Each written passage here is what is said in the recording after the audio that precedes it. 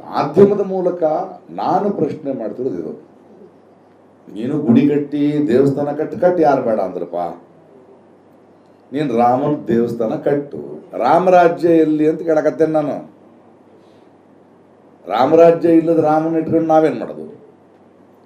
ನೀನು ಬರೋಕ್ಕೂ ಮುಂಚೆ, ನಿನ್ನ ಪಕ್ಷ ಬರೋಕ್ಕೂ ಮುಂಚೆ ಕೂಡ ದೇವರಿದ್ರು ಈ ದೇಶದಾಗ, ನಡ್ಕೊಂಡು ಹೋಗಿಲ್ಲ ಅವ್ರವ್ರ ನಂಬಿಕೆ ಅವ್ರವ್ರಿಗೆ. ನೀನು ದೇವರಿಗೆ ಗುಡಿ ಕಟ್ಟೋಣ, ನಿನ್ನನ್ನು ಅವರು ಸೃಷ್ಟಿ ಮಾಡಿದ್ರೆ ನೀನು ಸೃಷ್ಟಿ ಮಾಡಕತ್ತೀಯ. ಇದನ್ನ ನಾವು ಪ್ರಶ್ನೆ ಮಾಡ್ಬೇಕು. ನಮ್ಗೆ ಅದು ಮುಖ್ಯ. ಇವತ್ತು ನಮ್ಮ ಯುವಕರಿಗೆ ಉದ್ಯೋಗ ಯಾಕಪ್ಪ ಇಲ್ಲ? ನಮ್ಮ ಮಕ್ಕಳಿಗೆ ಸರ್ಕಾರಿ ಶಾಲೆಗಳು ಒಳ್ಳೆಯ ವಿದ್ಯಾಭ್ಯಾಸ ಯಾಕಿಲ್ಲ? ಇಷ್ಟು ವರ್ಷ ಆತಲ್ಲಪ್ಪ ನೀನು ದೇಶಕ್ಕೋಸ್ಕರ ಬಂದವ. ಒಂದು ಒಳ್ಳೆ ದವಾಖಾನೆ ಯಾಕಿಲ್ಲ ನಮಗ? ಯಾಕೆ ಹಂಗೆ ರಕ್ತ ಹಿಂಡಾಕತ್ತಾರ? ಎಲ್ಲಿ ನೋಡಿದ್ರು ಬಿಲ್ ಹಾಕಿ ಕೇಳೋರಿಲ್ಲನ ಆತ. ಈಗ ಬಾಂಡ್ ವ್ಯವಹಾರ ಹೇಳಪ್ಪ, ಏನದು ನಿಂದ ಕತಿ? ಎಲೆಕ್ಟ್ರಾಲ್ ಬಾಂಡ್ ಏನದು ಹೇಳು? ಯಾಕ ನೀ ಎಲೆಕ್ಟ್ರಾಲ್ ಬಾಂಡ್ ಅಂತ ತಂದಿ? ಅದನ್ನ ಯಾಕ ಜನಕ್ಕೆ ಪ್ರಜೆಗಳಿಗೆ ಗೊತ್ತಿಲ್ಲದೆ ಮುಚ್ಚಿಡ್ಬೇಕು ಅಂತ ರೂಲ್ ಯಾಕಪ್ಪ ತಂದಿನ? ಆಮೇಲೆ ನೋಡಿದ್ರ ನಮ್ಗೆ ಎಷ್ಟು ಶೂನ್ಯ ಅಂತ ಎಣ್ಸಕ್ಕಾಗೋದಿಲ್ಲ. ಸಾವಿರಾರು ಕೋಟಿ ಅಂತ ಯಾಕೆ ಬೇಕು ನಿನಗೆ ಅಷ್ಟೊಂದು ದುಡ್ಡು? ಅರ್ಥ ಆಗ್ತಿಲ್ಲ ನನಗೆ. ನೀನು ಖರೆ ಕೆಲಸ ಮಾಡಿದ್ರ ಇಷ್ಟು ಖರ್ಚು ಮಾಡೋ ಅವಶ್ಯಕತೆ ಇತ್ತೆ ನಿನಗೆ? ಯಾರು ದುಡ್ಡದು? ಯಾರ ಹತ್ರ ತಗೊಂಡು? ಅದಕ್ಕೆ ಹೋಮ್ ಮಿನಿಸ್ಟ್ರು ಮೊನ್ನೊಂದು ಮಾತು ಹೇಳ್ತಾರೆ, ಅಂದ್ರೆ ನಮ್ಮನ್ನ ಮೂರ್ಖರು ಅನ್ಕೊಂಡ್ಬಿಟ್ಟಾರ ಅವರು. ಹಂಗೇನಿಲ್ರಿ, ನಮಗೆ ಬರೀ 6,000 ಬಂದೈತಿ, ಆ ವಿರೋಧ ಪಕ್ಷಕ್ಕೆ ಒಂದು 2,000 ಬಂದೈತ್ರಿ. ನಮ್ದು 303 ಜನ 6,000 ನಾವು ಭಾಗ ಮಾಡ್ಕೊಂಡ್ರೆ ಕಮ್ಮಿ ರೀ, ಅವರು ಇಬ್ಬರೇ 1,000 ಬಂದೈತ್ರಿ. ಈ ಕತಿ ಹೊಡ್ಯಾಕತ್ತಿ ನನಗ. ಸುಪ್ರೀಂ ಕೋರ್ಟ್ ಚೀಮಾರಿ ಹಾಕಿ ಇದು ಅನೈತಿಕ ಅಂತ ಹೇಳಾತಲ್ಲ, ಹೇಳಾದ್ಮೇಲೆ ಕೊಡಬೇಕು ಲೆಕ್ಕ. ಯಾಕೆ ಕೊಡಕತ್ತಿಲ್ಲ ಲೆಕ್ಕ? ನೀನು ಲೆಕ್ಕ ಕೊಡ್ತಿಲ್ಲ. ಮೊನ್ನ ಫೈನಾನ್ಸ್ ಮಿನಿಸ್ಟರ್ ನಾವು ಮತ್ತೆ ಗೆದ್ದು ಬಂದ್ರೆ ಮತ್ತೆ ತರ್ತೀವಿ ಅಂತೀರಿ, ಅಂದ್ರೆ ಸುಪ್ರೀಂ ಕೋರ್ಟ್ನ ಪ್ರಶ್ನೆ ಮಾಡ್ತೀರಿ ನೀವು. ಆ 6,000 ಕೋಟಿ ಯಾರ್ಯಾರ ಹತ್ರ ತಗೊಂಡು ಯಾಕೆ ಹೇಳಕ್ತಿಲ್ಲ ನೀನು? ಒಂದು ಟನಲ್ ಬಿತ್ತು, 42 ಜನ ಸಿಕ್ಕಾಕೊಂಡಿದ್ರು. ಅದನ್ನು ಕಟ್ಟಿದವನ ಹತ್ರ ಯಾಕೆ ಬಾಂಡ್ ತಗೊಂಡೆ ನೀನು? ಅವ ಕಳಪೆ ಕಾಮಗಾರಿ ಮಾಡ್ತಾನಂತ ಗೊತ್ತಿದ್ದು ಅವನ ಹತ್ರ 1,000 ಕೋಟಿ ಬಾಂಡ್ ತಗೊಂಡು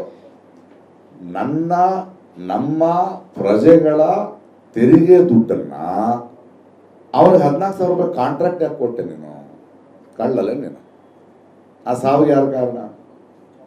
ನೀನೇ ಅಲ್ಲ.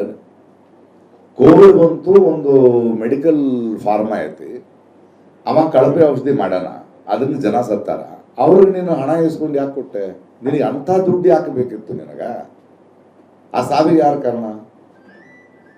ಆದ್ರೆ ಇವತ್ತು ಒಂದು ವಿರೋಧ ಪಕ್ಷದವರು ಒಂದು ಚುನಾವಣೆ ಬಂದಾಗ ಅವರು ಅವರ ಪ್ರಣಾಳಿಕೆಯನ್ನು ಇಟ್ಟರಪ್ಪ, ಮ್ಯಾನಿಫೆಸ್ಟೋನ. ನೀ ಏನು ಮಾಡ್ಬೇಕು? ಅವ್ರೇನು ಹೇಳೋದು, ನನ್ನ ಮ್ಯಾನಿಫೆಸ್ಟೋ ನೋಡ್ರಿ ಅಂತ ಇಡ್ಬೇಕು ಉಂಟು. ಅದು ಮುಸ್ಲಿಂ ಲೀಗ್ ಅಂತ ಯಾಕೆ ಹೇಳ್ತೀಯ? ಮತ್ತೆ ಜಾತಿ ಧರ್ಮ ಯಾಕೆ ತರ್ತೀನಿ? ನಿನ್ನ ತಲೆಯಾಗ ಏನು ಹುಡುಕಿ ಯಾಕೆ ಆಯ್ತದೆ?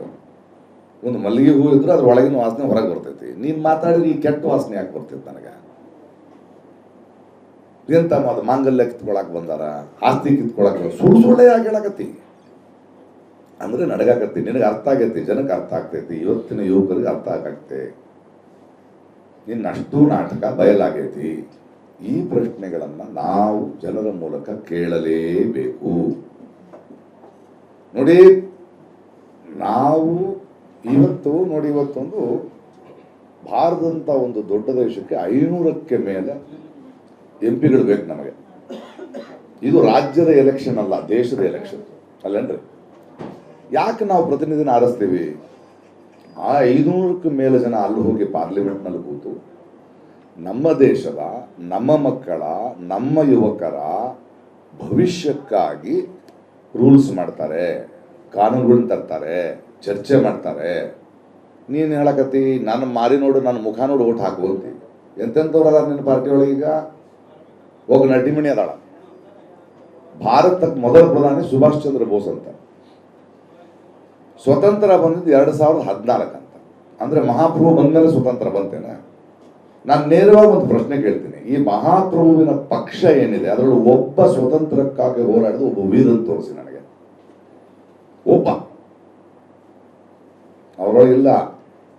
ಇಂಥ ಒಂದು ಸಂಸ್ಥೆಯನ್ನು ಬ್ಯಾನ್ ಮಾಡಿದ ಸ್ವತಂತ್ರ ವೀರ ಪಟೇಲ್ನ ಕಿಡ್ನ್ಯಾಪ್ ಮಾಡಿ 3,000 ಕೋಟಿ ಹಾಕಿ ಸ್ಟಿಲ್ ತಗೊಳ್ಳೋದಷ್ಟೇ, ಭಗತ್ ಸಿಂಗ್ ಸ್ಟಿಲ್ ತಗೊಳ್ಳೋದಷ್ಟೇ. ಇವ್ರಿಗೆ ಚರಿತ್ರೆನೇ ಇಲ್ಲ. ಇಂಥವ್ರು ಬೇಕಣ್ಣ. ಇನ್ನೊಬ್ಬರಾದಂತ ಅವನ ಅರುಣ್ ಗೋವಿಲ್ ಅಂತ ಒಬ್ಬ ನಟ, ಅವನು MP ಆಗಕ್ಕೆ ಬೇಕಾಗಿರೋ ಒಂದೇ ಒಂದು ಅರ್ಹತೆ, ನಾ ಸಣ್ಣವಿದ್ದಾಗ ರಾಮಾಯಣ ಸೀರಿಯಲ್ ರಾಮನ್ ಪಾತ್ರ ಮಾಡಿದ್ದ. ಧರ್ಮದ ಹೆಸರಲ್ಲಿ ಆಟ ಆಡಕತ್ತಿಲ್ಲ ನೀನು. ಮೊನ್ನೆ ಒಬ್ಬ ಜರ್ನಲಿಸ್ಟು ನಮ್ಮಂತ ಮಾಧ್ಯಮದವರು ಏನ್ ಮಾಡಕತ್ತೀರಿ, ನೀವು ಏನ್ ಯೋಚನೆ ಮಾಡಕತ್ತೀರಿ ನಿಮ್ಮ ಕ್ಷೇತ್ರಕ್ಕೆ ಅಂದ್ರೆ, ಈಗ ಬಂದು ನೀವು ಹೋಗ್ತಾ ಹೋಗ್ತಾ ಕಲಿತೇನೆ ನಾನು ಅಂತ.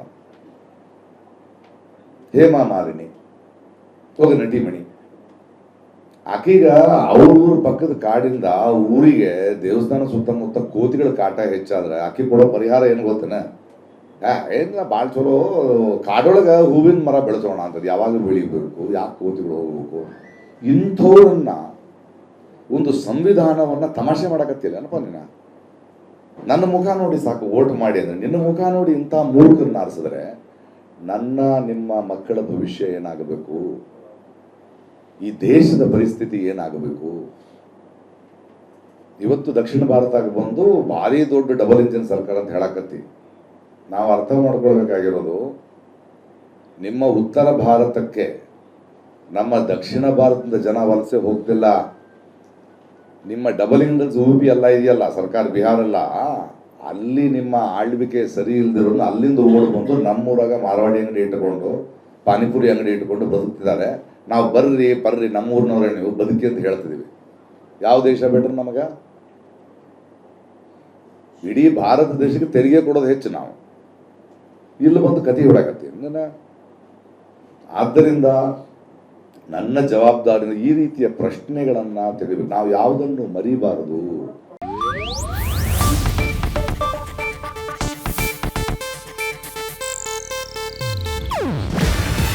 ಇದು ಏಷ್ಯಾನೆಟ್ ನ್ಯೂಸ್ ನೆಟ್ವರ್ಕ್ ಪ್ರಸ್ತುತಿ. ನೀವು ನೋಡ್ತಿದ್ದೀರಾ ಏಷ್ಯಾನೆಟ್ ಸುವರ್ಣ ನ್ಯೂಸ್.